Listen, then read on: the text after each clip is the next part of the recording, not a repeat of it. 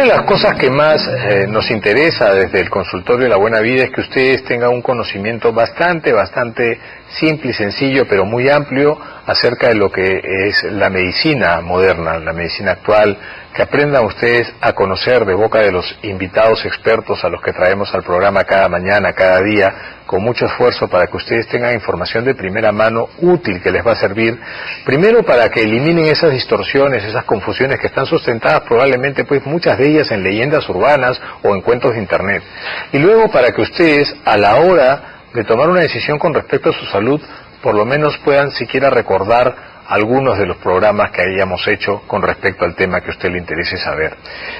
Siempre hemos tratado temas básicamente relacionados con enfermedades, con condiciones que pueden afectarnos a cualquiera, pero nunca hemos ido un poquito más allá, nunca hemos hablado de lo que se hace en aquellas partes de los ambientes hospitalarios, de los ámbitos hospitalarios, que no están necesariamente abiertos al público, que pueden ser de acceso restringido en muchos casos, salas de operaciones, salas de diagnóstico y laboratorios, para conversar precisamente acerca de lo que es un laboratorio de microbiología, qué análisis son los que se hacen actualmente, cómo ha cambiado la biología molecular, el diagnóstico de las enfermedades, no solamente las infecciones, sino también enfermedades como el cáncer, por ejemplo, ¿no? Tenemos nuevas formas de diagnóstico que nos hacen pues encontrar que aquello que podría parecer antiguamente un síndrome, ahora resulta que es una enfermedad. Hemos encontrado agentes responsables gracias a toda esta innovación tecnológica. Para conversar acerca de esto en los siguientes minutos, de los diagnósticos microbiológicos, inmunológicos, en infecciones sobre todo, y hablar un poquito acerca del virus del papiloma y el cáncer de cuello uterino, me acompaña esta mañana la doctora Carolina Cucho. Ella es médico patóloga clínica, antiguamente o comúnmente conocido como médico laboratorista. La especialidad, el nombre correcto es patología clínica, para diferenciar de los médicos que hacían anatomía patológica, que son los que hacen las biopsias. Ahora ya están todos dentro del mismo ámbito. La doctora Cucho es la jefa del servicio de laboratorio clínico del Hospital Nacional 2 de Mayo. Vamos a conversar con ella, se ha tomado la molestia de venir al programa para contarnos un poquito acerca de qué cosa es lo que se suele hacer con respecto al diagnóstico de infecciones y cómo hemos cambiado y en qué hemos innovado en los últimos años y cómo estamos en el Perú, cómo está el nivel de hospitalario en los centros de atención privada con respecto a esto. Doctora Cucho, muy buenos días, gracias por llegar al programa para que nos cuente un poquito pues cuál es la dinámica o la vida dentro de un laboratorio, porque todo el mundo dice, todos conocemos los laboratorios, pero por fuera nomás. O sea, nuestro acceso a los laboratorios, y por razones que usted nos explicará, pero que son bastante obvias también, siempre llegamos hasta la recepción del laboratorio a dejar la orden en donde el médico tratante solicita un análisis para corroborar sus dudas diagnósticas, no para hacer diagnósticos. Esa es otra cosa que hay que entender, ¿no? Que el resultado del laboratorio no te hace diagnóstico de nada, el diagnóstico lo hace el médico con sus presunciones clínicas, y luego te hacen acceder hasta una salita en donde te toman la muestra, donde dejas la tuya, pero de ahí hacia adentro nadie así nomás conoce cuál es la vida. Ni siquiera los mismos médicos de otros servicios accedemos libremente a un laboratorio por obvias razones, ¿no? Pero dentro hay un mundo pues que es alucinantemente interesante, atractivo, pareciera de ciencia ficción. ¿Qué tan grande es el laboratorio del Hospital Nacional 2 de Mayo? Yo alguna vez he estado por ahí porque se me internaba ahí. Sí, me perdía entre los gabinetes de los tubos de ensayo y de las placas de cultivo. ¿Cómo está, doctora? Gracias. Muchas gracias. Bienvenida. Cuéntenos, ¿cómo es la vida en un laboratorio? ¿Funciona las 24 horas? ¿Nunca descansan? ¿Hay turnos? Claro que sí, el laboratorio trabaja las 24 horas del día, por lo menos en el Hospital Nacional 2 de Mayo tenemos ahí el laboratorio central, y también se hace todo lo que es la parte de emergencia. Claro, también en emergencia hay un laboratorio, por supuesto. Claro, ¿no? En algunos hospitales sí el laboratorio de emergencia está parte del laboratorio central. En nuestro caso no, ahí está todo junto, está todo integrado. Pero es un área que siempre se sabe que es para trabajos de emergencia. Exacto. Para las pruebas rápidas que se puedan tener. Procesamos pruebas de emergencia, de rutina. Gases arteriales, grupo y factor, ¿no? Hemoglobina, hematocrito, cosas rápidas. Claro, ¿no? Claro que sí.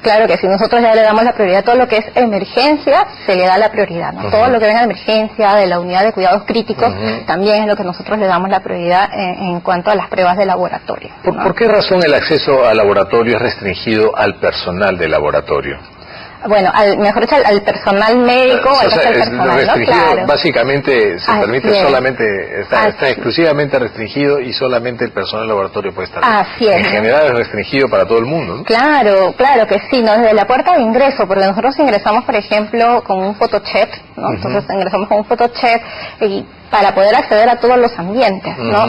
Es más por sobre todo las medidas de bioseguridad, ¿no? Nosotros tenemos medidas de bioseguridad que se tienen que aplicar, muchas veces el personal tiene que andar con un mandilón dentro. El riesgo de contaminación es muy alto, ¿no? Claro, porque se manipulan muestras, desde la parte de las muestras de sangre que manipulamos nosotros, y más, con mucha más razón también en microbiología, que es el área donde yo manejo. Son muestras biológicas que son fácilmente contaminantes o contaminables también y pudieran alterar el resultado de la prueba, ¿no? Así es. Ahora, hay mucha sustancia química también dentro de un laboratorio. Claro, manejamos también reactivos, ¿no? Ajá. Pero ya estos reactivos también vienen ya en la máquina, son muchos hospitales que son grandes, por ejemplo los hospitales nivel 3, los hospitales niveles 2, tienen ya equipos que son completamente automatizados y eso también favorece. Eso también favorece al mejor resultado de la prueba. Por supuesto, y sobre todo con el tiempo de entrega de los resultados. ¿Las áreas están bastante separadas por su función y por su propósito?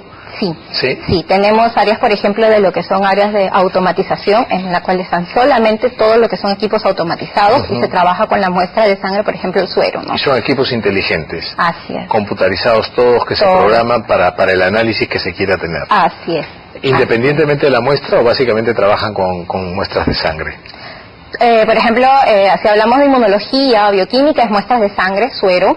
Si vamos por hematología, es muestra de sangre total, ¿no? Que también son equipos completamente automatizados, las pruebas de coagulación también. Luego de ahí viene la otra parte de lo que es microbiología. En microbiología sí trabajamos todo tipo de muestras, desde secreciones de heridas, muestras de heces, orinas, por ejemplo, ¿no? También se trabaja con algunos casos muestras de sangre, líquidos corporales, ¿no? Entonces ahí sí, por ejemplo, sí tenemos bastante cuidado. Ahí sí, por ejemplo, para manipular una muestra tenemos que trabajar en una cabina de flujo laminar, ¿no? El personal sí tiene que andar con sus guantes, su mandilón, su respirador. Protegido, ¿no? Así es. Sumamente y entonces protegido. ahí sí, por ejemplo, sí es restringido el acceso, ¿no? Y la parte de las biopsias, la parte de las muestras de los tejidos, digamos, ¿dónde se analizan los tumores? ¿Dónde se analizan las piezas de cirugía que se retiraron? ¿Dónde se analizan las biopsias que se toman? ¿Esto también es un ambiente aparte? Claro, es un ambiente aparte. Por ejemplo, en el hospital la parte de laboratorio clínico es un lado y la parte de anatomía patológica está en otro lado. Pero dependen del servicio de... Todo es de un departamento. Del departamento de patología clínica. De patología clínica. Así es, todo depende del departamento. ¿Qué ha cambiado en la microbiología, en la inmunología, en la biología molecular? ¿Qué es lo que ha cambiado en los últimos años y qué nos está permitiendo obtener como resultado ese cambio, ese avance? Por ejemplo, en microbiología antes mucho se hacía procedimientos manuales, ¿no? Entonces eso también me tomaba más tiempo. Así es. Ahora actualmente no, ahora ya tenemos técnicas que ya son completamente automatizadas, que me permiten hacer ya la identificación y sobre todo en el tiempo de poder detectar alguna bacteria, algún germen en menos tiempo, ¿no? Por lo menos ahora ya se hacen 2 a 3 días, ya yo le puedo dar un resultado al médico, un diagnóstico, avances, ¿no? Un avance, ¿no? Antiguamente cultivo de BK, tuberculosis, 45 días de espera y a veces para que no crezca nada, aún teniendo tuberculosis. Así es. ¿Eso ha cambiado? Bueno, hay pruebas moleculares, por ejemplo, ahí hablamos de pruebas moleculares que me permiten hacer la detección del ADN de la micobacteria. Pero ojo, hasta ahora las pruebas moleculares no son la parte del gol estándar. El gol estándar sigue siendo, por ejemplo, el cultivo.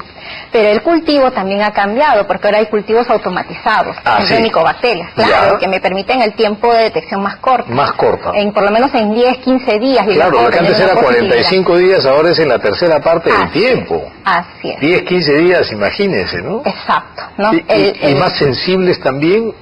Es más sensible, ¿Eso claro. significa que es más fácilmente hallar crecimiento de bacterias que antes? Exacto, ¿no? Pero el detalle, por ejemplo, en cultivos de medio líquido, si hablamos de tuberculosis, no todos lo tienen. Entonces, no todos los hospitales contamos con cultivos de medio líquido, ¿no? Entonces, por ejemplo, en este caso, nuestro referente es el Instituto Nacional de Salud. Ellos sí lo tienen. ¿Cómo no? Así es. Entonces ustedes pueden mandar muestras al Instituto Nacional de Salud. Si el médico, por ejemplo, amerita y nos pide, doctora, nosotros necesitamos que esta muestra se procese lo más pronto, queremos más pronto corroborar el diagnóstico, ¿no? Por todo el germen, ¿no? De la bacteria que están sospechando, se lo enviamos. Ahora, el trabajo de laboratorio no solamente se circunscribe a un espacio cerrado, ¿no? En un área restringida en su acceso. Los trabajadores, el personal del laboratorio tiene que salir a tomar muestras, a recolectar muestras, y esa es una parte importante de la cual depende el éxito del resultado también. Si la muestra está bien tomada, está bien preservada, está bien procesada y llega en el momento debido, en el tiempo oportuno, es más factible tener un resultado más fiel. Así es.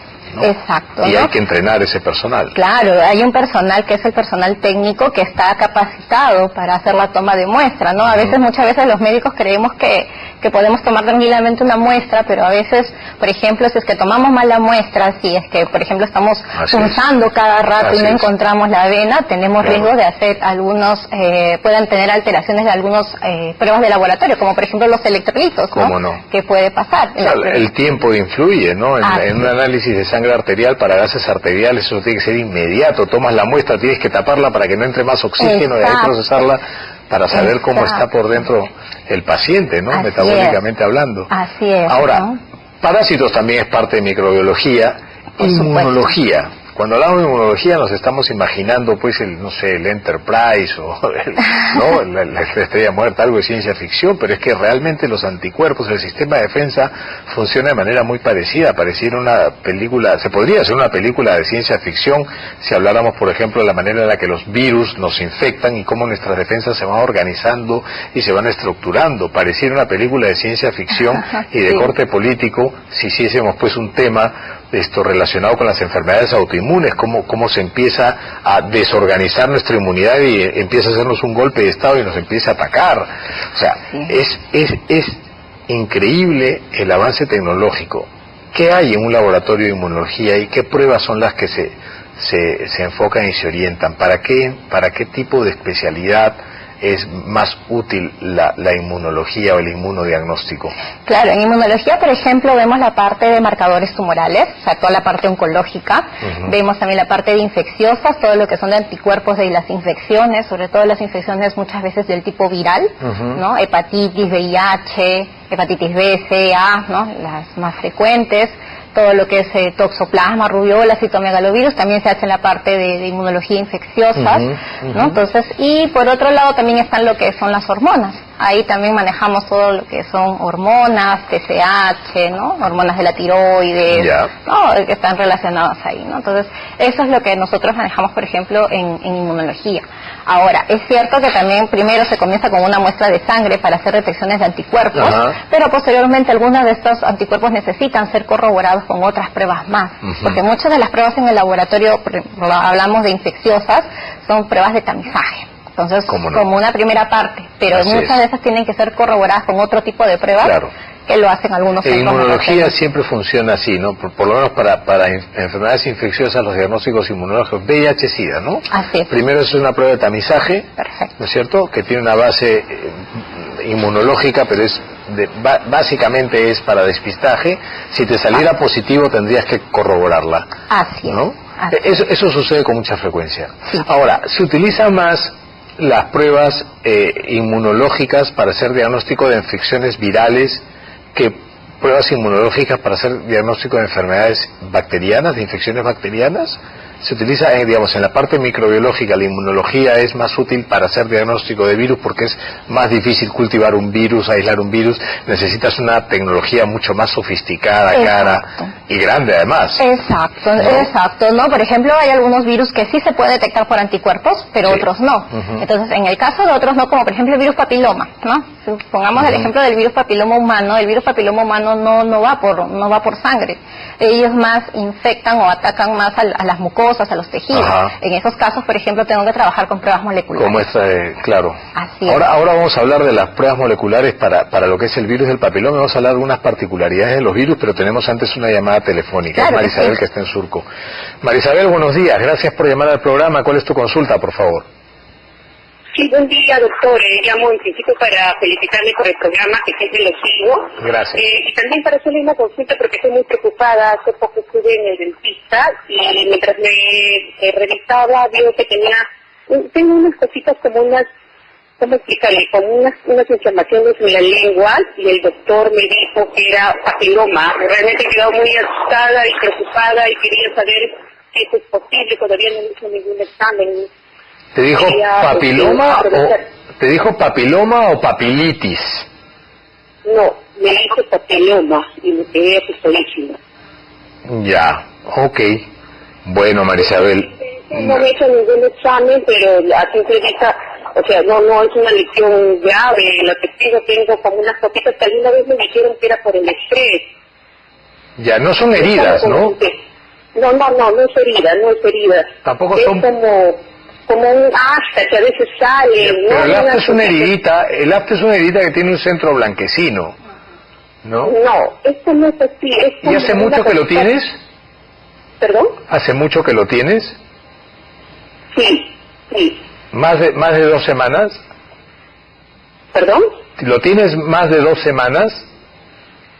No lo escucho bien. Baja el volumen de tu televisor y así vamos a poder conversar con más fluidez. A ver, está bajo. Yo te preguntaba, Marisabel, ¿hace cuánto tiempo que estás así? Más o menos como ya poco más de un año. ¿Y te duele? No siento nada. Ya. Pero son unas cositas que tienes ahí, ¿en la parte de atrás de tu lengua o en la parte de adelante? Adelante. Ya. Ok, Marisabel, muchas gracias. Vamos a conversar con la doctora Cucho a ver si nos puede orientar acerca de estas lesiones, pero creo que sí podrías tener una muy buena opinión si consultas con un especialista, un cirujano de cabeza y cuello, para que te ayude a aclarar si es que realmente son papilomas por el virus del papiloma humano, que podría infectar cualquier parte del organismo. Como bien dijo doctora, el virus del papiloma no es un virus de sangre, es un virus de tejidos, ¿no es cierto? Así es. ¿No? Yo no tengo claro si es que realmente puedan ser estas lesiones papilomas. Si fuesen así, tendríamos que pensar que Marisabel ha estado en contacto con el virus, ¿no? Alguien se lo tiene que haber transmitido. Así es. Pero es algo que se me esté quedando en el tintero. No sé si usted alguna vez haya recibido tejidos de muestras de lengua para que sean estudiados en anatomía patológica para corroborar si hay papilomas de este tipo.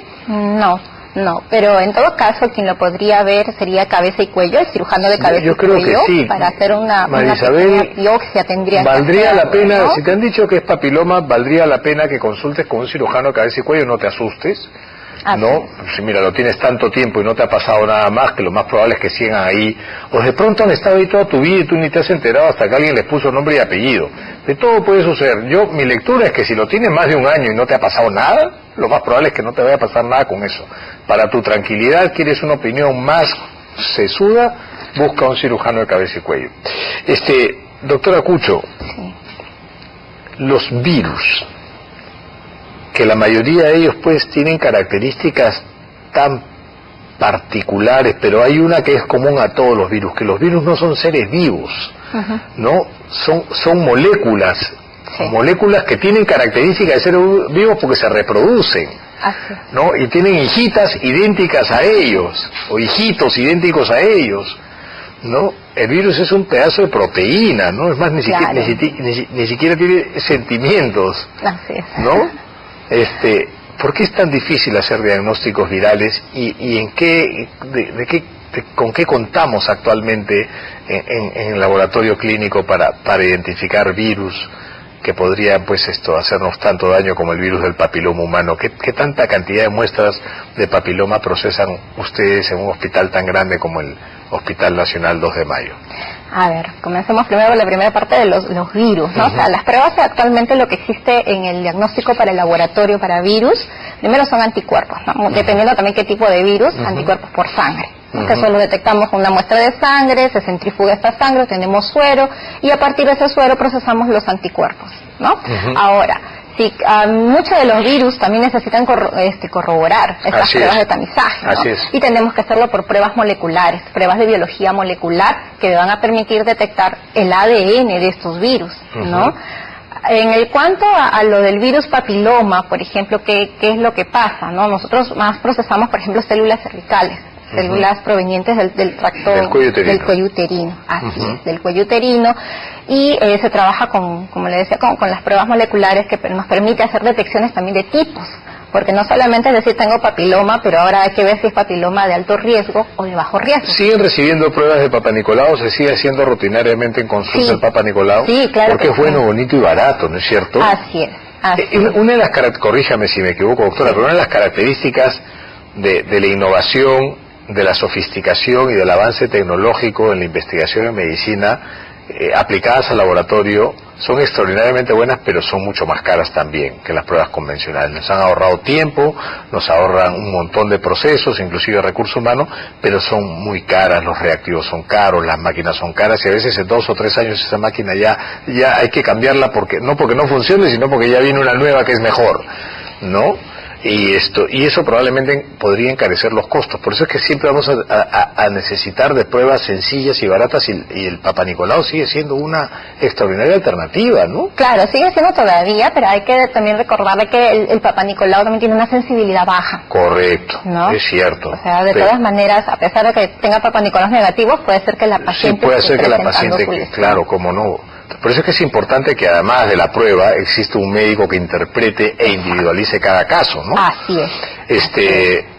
Digo esto porque yo creo que si bien vale la pena mencionar esto, el Papa Nicolau cumplió su tarea con gran éxito para el momento y para el contexto. Tenemos que irnos a una pausa, pero luego quiero seguir conversando acerca del virus del papiloma, lesiones cervicales y todo lo que hace referencia la parte del laboratorio clínico. Nos vamos a una pausa y venimos con la doctora Carolina Cucho hablando sobre diagnósticos microbiológicos, inmunológicos en el laboratorio. Para conversar acerca de los diagnósticos de laboratorio, microbiológicos, moleculares, inmunológicos, me acompaña la doctora Carolina Cucho, jefa del servicio de patología clínica del Hospital Nacional 2 de Mayo, glorioso hospital. Ahí tuve la oportunidad de pasar algunos meses como interno en medicina hace muchos años. Doctora, estábamos hablando de los virus y los diagnósticos virales, ¿no? Sí se pueden cultivar virus, pero es muy complicado. Así es. Es muy complicado, se requiere probablemente pues una infraestructura mucho más sofisticada, más cara, y el éxito del cultivo siempre es pequeño, ¿no? A diferencia de las bacterias, en donde también a veces cultivar muestras de ciertas infecciones, no necesariamente pues la mayoría crecen, ¿no? En neumonías, ¿cuál es el éxito de positividad en los cultivos por neumonía? Es decir, si agarramos 100 pacientes con neumonía y tomamos una buena muestra ya, digamos, hacemos una broncoscopía y sacamos una secreción del fondo y la cultivamos, ¿qué porcentaje? Lo cual ya es muy complicado, ¿no? Oye, agarramos 100 pacientes y hacemos que expectoren en un frasquito, ¿qué porcentaje de esos si se cultivan salen positivos? Sí, esto es bajo, es bajo. Un 20-30%. Sí, pues es bajo, porque, es difícil. Y dependiendo también del tipo de muestra, ¿no? Porque muchas de esas muestras que nos mandan son muestras de esputo. Así es. Claro, entonces de las muestras de esputo tratamos de aislar, ¿no? Pero es difícil, es muy difícil, ¿no? Más lo que nos envían, por ejemplo, son de aspirados bronquiales de pacientes que tienen bronquiectasis. Claro, ¿no? que eso les hace la broncoscopía, llegas hasta el bronquio ahí, sacas muestras y claro, eso todavía podría ser más exitoso en su resultado. Así es. Porque está sacando del sitio específico. Así es, Eso claro. Es como buscar brillantes en una mina, ¿no? De una tonelada de tierra que remueves, ¿no? De 10 litros de flema que sacas al día, un poquito lo que sale. Claro. Ahora, en los virus esto es mucho más difícil, por eso es que apelamos a la inmunología, al diagnóstico de biología molecular, que si bien es cierto, identifica pues fragmentos de esa proteína viral. Claro, ¿no? Claro, identifica pues un segmento del ADN del también, ADN, ¿no? Es un segmento del ADN que se detecta, ¿no? Ajá. Pero claro que sí, ¿no? Pero tiene mayor sensibilidad. Por supuesto, ¿no? Y esto aplica para el virus del papiloma. ¿Qué características tiene el virus del papiloma humano? Porque a pesar de que existe una vacuna que es extraordinariamente buena, que evita el cáncer de cuello uterino, y no solamente el cáncer de cuello uterino, muchos otros cánceres también, todavía pues la gente no termina de convencerse y por casos aislados que son 3 o 4 al lado de 80 millones de dosis administradas en el mundo, las coberturas han caído y el virus del papiloma es un virus que está ahí, o sea, Para empezar, un grupo de ellos produce cáncer de cuello uterino, y el que produce cáncer de cuello uterino se contagia por relaciones sexuales. Claro que ¿no es cierto? sí. O sea, si se contagiara porque te fuiste de picnic y cosechaste manzanas silvestres, bueno, pues más gente la tendría. Y los que producen verrugas, que no necesariamente producen cáncer, hay un grupo de ellos que produce verrugas genitales que también se transmiten por vía sexual. A pesar de que existe una extraordinaria vacuna, 2 tipos de vacunas distintas. Así es. Para evitar esto, la gente todavía sigue escéptica. Claro, lo que pasa es que debemos tener en cuenta que virus papiloma hay más de 100 tipos. Sí, pues. Entonces, de los cuales solamente se menciona que hay como 13 tipos que están identificados como alto riesgo. Sí, pues. Entonces, si evaluamos a las vacunas es cierto, tienen, por ejemplo, una de ellas se identifica 4 tipos, pero 2 son de tipo benigno. Y ahora esa ya cambió, ahora hay una que identifica 9, que te cubre contra 9 de esos casi 15, ¿no? Claro, así es, ¿no? Entonces no detecta todas, o sea, no me va a proteger contra todas las... Pero contra los más achorados sí, ¿eh? Exacto, sobre todo el 16 y el 18, que son los tipos que están relacionados con el cáncer de cervix, que es son los más frecuentes, ¿no? Eso sí los cubre todas las vacunas. Mientras la población no termine de entender el valor de la vacunación, ustedes seguirán teniendo mucha chamba, porque van a tener que diagnosticar problemas. ¿Cómo diagnosticas en el laboratorio la presencia de un virus de papiloma humano, ¿no? Y dentro de esos virus de papiloma humano, ¿cómo diagnosticas los que más daño hacen? Los cancerígenos, los que producen verrugas genitales. No ponemos fotos de verrugas genitales porque realmente son tan fuertes, ¿no? Que si las vieran, se vacunarían al toque, vacunarían a todos sus hijos sin dudarlo. Y no les cuento tampoco cómo mueren las mujeres de cáncer de cuello uterino, o el cáncer de laringe, o el cáncer de tantas zonas, ¿no? De piel, de ano, de pene, en fin. Claro que sí, que en esos lugares es donde más afecta el virus papiloma, ¿no? En cuanto al virus papiloma, para hacer la detección son a través de pruebas moleculares, como decíamos en un inicio, a través de las pruebas de lo que nosotros llamamos de técnicas, como por ejemplo reacción en cadena polimerasa, que es el famoso PCR en tiempo real. Hay algunos laboratorios, hospitales que lo cuentan, no todos disponen, y esa es una limitante, por ejemplo. No todos los laboratorios lo disponen. Entonces, por ejemplo, en el caso del hospital, nosotros sí recibimos muestras, ¿no? Y como es un centro también, el hospital es un centro también de referencia para varias patologías, entonces vienen recibiendo pues muestras, y en este caso solamente estamos trabajando en este momento con células cervicales. De las células cervicales es de ahí donde hacemos la detección, ¿no? El ginecólogo ahí se encarga de la toma de muestras. Vamos a hablar de ese proceso, pero antes vamos a atender la llamada de Mirta y vamos a hablar de lo que es el PCR y por qué en tiempo real. Claro. ¿No? Pues suena como un juego de virtual, ¿no? De video. Mirta, buenos días, ¿cómo estás? Bienvenida al programa, tu consulta, por favor. Hola, buenos días, doctor. Buenos días, doctora, también.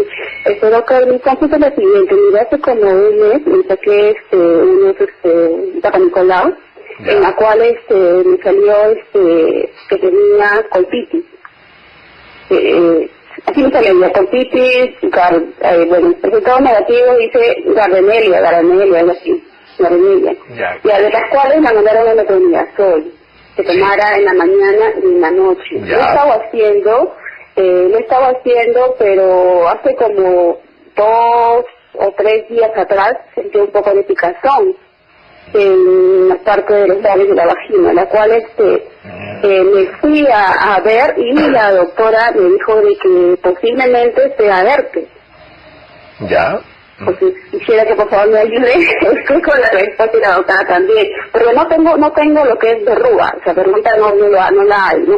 Lo que sí hay es picazón. Mirta, ¿alguna vez el ginecólogo o ginecóloga que te atendió te tomó una muestra para ver si tenías infección por virus de papiloma? No, nunca tuve esa muestra. Esa prueba, doctor. Dígame. ¿Te han hecho esa prueba alguna vez? No, nunca me he hecho esa prueba, doctor. Pero sí, yo tuve una pareja hace muchos años atrás, en la cual esa persona sí tenía, le salía unos, en su pene le salía unas cositas rojas, algo así. Entonces, claro, cuando estábamos, después de que me enteré que era herpes, porque herpes lo detectaron inclusive también le reventaba en el borde de los labios. Ya. Ya comenzamos a buscar preservativo, pero, o sea, no sé si que me ha quedado eso, pero ya con esa persona yo ya no tengo nada, pero hace años atrás, ¿no? Como le vuelvo a decir. Ya.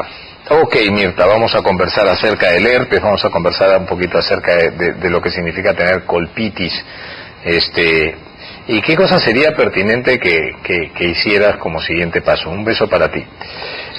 Ella ha hablado de un virus que también es bastante común y frecuente, que es el herpes virus, ¿no? El problema de las infecciones de transmisión sexual, ¿no?, es que la gente pasa lo mismo con las drogas. Hemos cocainizado lo que es la adicción a las drogas. Y hay muchas otras drogas que están dando vueltas.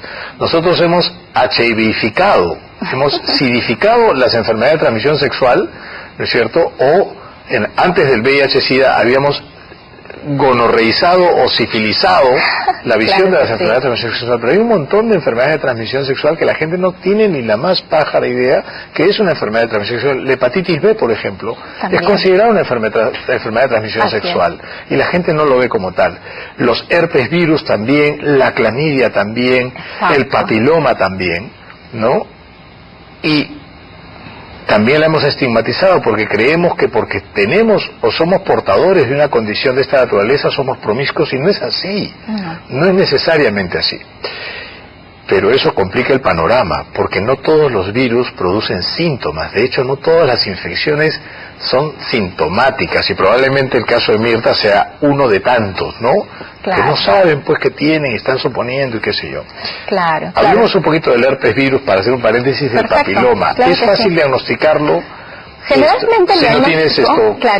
El diagnóstico del herpes virus es más clínico, porque ya presenta unas lesiones que son dolorosas. Dolorosas más que pruriginosas, ¿no?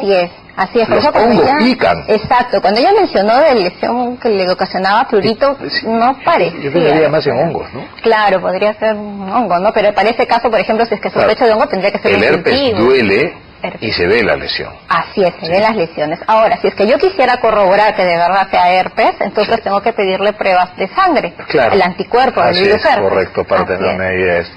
Ahora, sin perder la perspectiva, hablábamos del virus de papiloma y cómo se diagnostica. ¿Es el ginecólogo el que toma la muestra? Sí, el ginecólogo. Y esa muestra es directa del cuello uterino. Así es. Es como un Papa Nicolau, igualito, ¿no? Que se hace como si fuera un raspado de las células cervicales, ¿no? Y eso se envía en un frasco, ¿no? Nosotros, por ejemplo, en el laboratorio le damos el citocepillo y se le da el material donde se van colocadas las células, ¿no? Exacto. Entonces, ¿Y ese material tiene algún reactivo para preservar la muestra? Claro, tiene un líquido que es metanol, ¿no? Es un líquido en el cual me permite conservar las células. Por ejemplo, la ventaja temperatura ambiente, ¿no? ¿Cuánto tiempo se puede guardar esa muestra para ser procesada? Por ejemplo, hasta puede durar hasta 6 meses. O sea, después de 6 meses puedes seguir procesando y te va a dar resultados. Exacto, exacto. Esa es la se malogran ese No, por ejemplo, hay algunos equipos que ya tienen este tipo para la toma de muestra que me permite pues, hacer campañas, ¿no? Correcto. O irme a lugares lejanos, poder tomar las muestras. Yo sé que hay ciertos lugares que no tienen el equipo, pero lo puedo llevar a otro lugar. ¿Y qué se hace después con esa muestra? Ya, una vez que llega la muestra al laboratorio, lo que es colocar, por ejemplo, nosotros en el hospital tenemos un equipo que se encarga de hacer ya la parte de lo que es la extracción. O sea, de esa muestra yo tengo que extraer el ADN, ¿no? O sea, hay un procedimiento previo. Entonces, una vez que yo extraiga el ADN, recién lo coloco al equipo, a otro equipo, en la cual me va a identificar y me va a decir si hay presencia de virus papiloma. Exacto. Claro, y ese equipo ya tiene en su memoria cómo es el ADN del virus de papiloma, y dice, a ver, la muestra acá, el de PPR4, match, encaja, claro que sí, igualitos, 99%, y dices, sí es papiloma. Así es. Como el CSI. Claro, hay un componente, ¿no? Dentro del procedimiento de esta prueba, por ejemplo, que nosotros le llamamos el PCR en tiempo real, hay un componente que sí me permite hacer la detección de estos genes. Entonces detecta estos genes y corrobora, como usted me dice, con la muestra. Entonces identifica. Entonces verifica que sean los dos. Si cumplen los dos, entonces dice, ya, por si acaso, aquí sí hay presencia de virus papiloma y de alto riesgo, porque eso es lo que nosotros más identificamos, el alto riesgo. Doctora Cucho, le agradezco muchísimo, el tiempo es tirano. humano, pero me ha gustado muchísimo conversar acerca de esto para que la gente empiece a aprender que detrás de esas puertas de acceso restringido hay un mundo que nos permite pues obtener mejores diagnósticos para aplicar mejores tratamientos. Claro, gracias por haber estado con nosotros. Ha sido la doctora Carolina Cucho, jefa del Servicio de Microbiología del Laboratorio Clínico del Hospital Nacional 2 de Mayo, hablando sobre todo esto que se hace en el día a día. Nos vamos a una pausa y venimos para hablar sobre vitamina D, B12 y su deficiencia.